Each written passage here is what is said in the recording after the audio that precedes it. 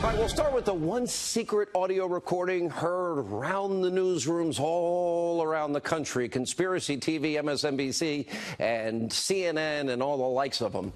Private conversation recorded between Michael Cohen and his client Donald Trump. Last night it was released by Cohen's attorney, Lanny Davis. In spite of all the breathlessness in the reporting, the tape is A, ambiguous, kind of hard to hear, reveals no groundbreaking, new information. Let's just play it for you ourselves. I need to open up a company for the transfer of all of that info regarding our friend David, so that I'm going to do that right away. I've actually come up and I've spoken to Alan Weisselberg about how to set the whole thing up with funding. Yes. And it's all the stuff, because you never know where that company, you never know where he's going to be. Correct. So I'm all over that, and I spoke to Alan about it when it comes time for the financing, which will be. Listen, what financing? We'll have to pay you. So pay the kid. No. I got no. What you just heard amounts to nothing. It never happened. The contents of that tape provide literally no new information. Zero significance here, no criminal law in question, and what you just witnessed is something that occurs every single day at every major company in the country. Crisis management to protect a brand's image and reputation. In this case, it's the Trump Organization. But over on the Destroy Trump media, this was, once again, a daily, earth-shattering scandal that's going to bring down the president. Except it's not. Take a look. We now have a secret audio recording that apparently shows Donald Trump discussing payments to bury a story about an alleged affair with a Playboy playmate. And the timing here is everything. The payments were discussed just before he won the election. Think about that. There may be other issues here. There may be bank fraud, tax fraud, money laundering issues with the way they structured the payments. Those kinds of issues in the end could be more dangerous and damaging than the campaign finance issue. I think it's a very embarrassing and humiliating tape for the president. And I think, ironically, Giuliani says, I can understand what's on this tape because I've listened to mob tapes. You know what? The president is similar to a mob tape. If you listen to this, again, it sounds like this is the weekly or the monthly Michael's here to figure out what we have to cover up meeting. Now, these are the same people now who literally peddle day after day, crisis after crisis. It's like 24/7. The same people who are pushing impeachment even before the president took office. The same people who were predicting the end of days, or at least the end of Trump, ever since he descended from that escalator in Trump Tower in 2015 and announced his candidacy to be the president. The same people who have literally gone through 3 major crises this week alone. Now, in order to show you how the mainstream corrupt media has literally turned into a real-life version of Chicken Little, we put together what we're calling a mega montage of some of the worst moments. But get ready, because the sky is falling every second of the day. Watch. You better be ready for the fact that he might be leading the Republican ticket next. I know you don't believe that, but I want to go on. Sorry, I understand why so many people voted for him. I understand where you were coming from. I understand why you liked him. But this man is lying to you. Donald Trump is a president with whom there is grave question about his fitness and ability to conduct the office of the presidency. I'll say it again. This Russian connection just keeps building, and every time it builds and expands, you have to wonder if Trump himself isn't worried about what's swirling around under the covers. The entire world's watching, and of course, most importantly, Vladimir Putin's watching. It seemed like yesterday was his love note to Vladimir Putin. It is certainly an unusual speech, a weird speech, Rocket Man, insulting Kim Jong-un. Yes, I have thought an awful lot about blowing up the White House. Of course I want to punch him in the face. Right. 16 tweets today to start the new year, some of them deeply disturbing. These are the messages from a person who is not well. He said he's an excellent help. I mean, Sanjay Gupta came out and was like, not so sure about excellent help. President Trump is goading Kim Jong-un to test a nuclear missile again to prove its reliability, to show him wrong. The Stormy saga takes a dramatic turn as the porn star speaks out on her alleged affair with citizen Trump. Stormy Daniels is lawyer. We haven't heard from him about the Stormy Daniels affair. Guess he's a holer. Is there a difference if the president said hole house? I want to read the definition of treason. This was nothing short of treasonous. The idea that the president would be revoking security clearance, not based on wrongdoing, just based on words, is shameful. With any previous president, if you'd woken up to this all-caps tweet threatening war with Iran, you'd think he probably belongs in a padded cell. But with Trump, this is kind of business as normal. Just a tiny sampling. This is literally now every minute, every hour of every day. The media, their friends on the left, 3 years of running, obsessing over the crisis of the second, totally ignoring the biggest issues that we, the people, are facing in this country, and ignoring the massive success out of the Trump administration. And if they can't weaponize the story against President Trump, they don't really seem interested at all in covering it. News is non-existent in this country on these so-called news channels.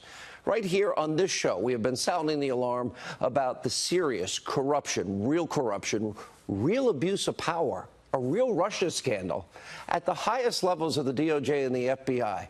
Over at the Destroy Trump media, crickets. Now, naturally, the media goes to great lengths to avoid talking about all the positive developments surrounding the country and the Trump administration. They don't want you to know about the huge successes out of the White House. For the first time in years, we'll find out Friday, America's GDP is seeing healthy, real growth. Remember, it was just a short time ago. The Obama administration wanted Americans to accept our so-called new normal, like Jimmy Carter saying, wear a sweater, a pathetic growth rate of 1 or 2%. Now, according to projections, our second quarter growth should be about 4%, maybe higher. Add to that, we now have historic job growth, 2 million fewer people on food stamps. There are more jobs available than there are people on unemployment in the country. And, oh, by the way, the greatest labor participation rate in history. Wow. Good news for the forgotten men and women, the ones that voted for President Trump, even though the fix was in for Hillary. And, of course, they covered up her crimes, and then they turned their sights on Trump, and they even lied to FISA court judges. A massive accomplishment that you never hear about. And yesterday, the president tweeted this out. Our country is doing great. Best financial numbers on the planet. Great to have the USA winning again. And on Friday, we expect that full GDP report for the second quarter. We'll bring you those numbers as they become available. But tonight, we have even more positive developments that you'll never hear in the media on the economic front. After months of negotiations and fear-mongering by the media, oh, he's starting a trade war. Well, the president put fears of that war with Europe to rest as he signed off on a significantly improved trade deal for American businesses, free of tariffs, barriers, and subsidies. Here's the president explaining all of this earlier today. Let's take a look. We agreed today, first of all, to work together towards zero tariffs, zero non-tariff barriers, and zero subsidies on non-auto industrial goods. Thank you. We will also work to reduce barriers and increase trade in services, chemicals, pharmaceuticals, medical products, as well as soybeans. Soybeans is a big deal. This will open markets for farmers and workers, increase investment, and lead to greater prosperity in both the United States and the European Union. It will also make trade fairer and more reciprocal, my favorite word, reciprocal. Well, if you didn't negotiate, that wouldn't have happened. And the president pointed out today this deal will open markets for farmers in America, workers, increase investment, lead to greater prosperity in both the U.S. and the European Union. Win-win. Also make trade fairer and more reciprocal, his favorite word, as he said. Great news for goods, services made right here in the United States. Good for the American worker that was unemployed in the Obama years. Now, despite the constant negativity coming from so much of the media and Democrats, you think they want the economy to grow and be prosperous? No, they want their power back. More and more Americans, you're seeing the truth with your own eyes. We got a new poll out today. In spite of all the media hysteria, oh, look at the Hills poll. The president's approval rating is now higher than ever, nearly 50%. Oh, by the way, same with Gallup, same with NBC Wall Street Journal. And on the world stage, the president is also seeing progress, which is good for our kids and grandkids. The president's pick, I think, an excellent choice. Secretary of State Mike Pompeo hit the ground running. He's overseeing steady, significant progress out of North Korea, China, and yeah, we're being tougher on Russia than Obama ever dreamed of, because he was sending messages, tell Vladimir I'll have more flexibility after the election. Well, today, the Secretary of State, Mike Pompeo, he testified on the Hill, and he explained to some of these dumb senators that the president's peace-through-strength strategy to counter the hostile actions of Vladimir Putin and the hostile regime of Russia, and what we're doing about it. Take a look. The United States calls on Russia to respect the principles to which it has long claimed to adhere and to end its occupation of Crimea. End of quote. I want to assure this committee that the United States does not and will not recognize the Kremlin's purported annexation of Crimea. We stand together with allies, partners, and the international community in our commitment to Ukraine and its territorial integrity. There will be no relief of Crimea-related sanctions until Russia returns control of the Crimean Peninsula to Ukraine. This Crimea declaration formalizes United States policy of non-recognition. Formalizes it. Oh, but I think there was somebody on NBC that actually suggested that the president was an agent of Russia.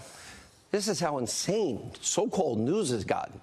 Now, the Secretary of State also helped Democratic senators that aren't really too bright, some of them, understand how under the leadership of the president, the U.S. is actually leading from the front all over the world, not from behind.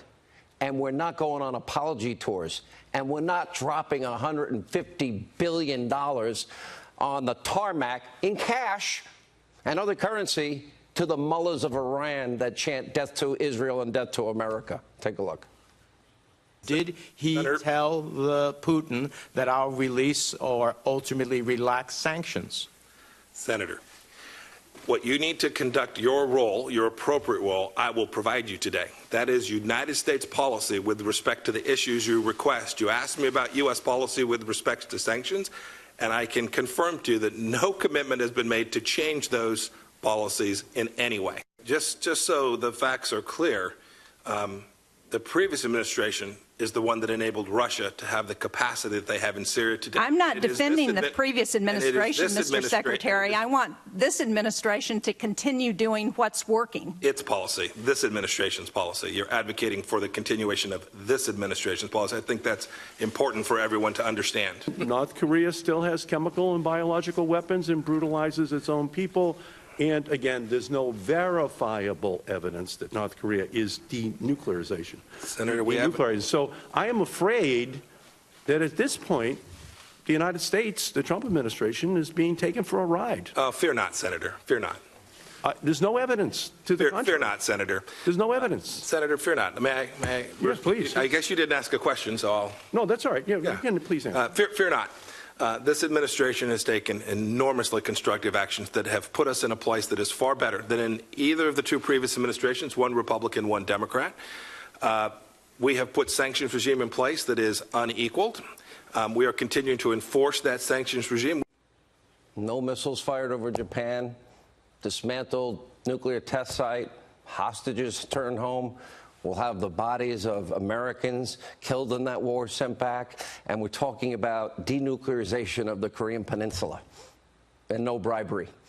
Now, last but definitely not least tonight, some major breaking news out of the deep state. This is important. Moments ago, a group of 11 House Republicans have officially now introduced articles of impeachment against the Deputy Attorney General Rod Rosenstein, the guy that signed the last FISA warrant, after months of obstructing what is congressional subpoenas and failing to comply with these subpoenas and inhibiting the important investigation into FISA abuse, the Russia witch hunt, and so much more. Rod Rosenstein must now be held accountable. It's called congressional government oversight. It's called checks and balances, co-equal branches of government, and yes, the United States Constitution.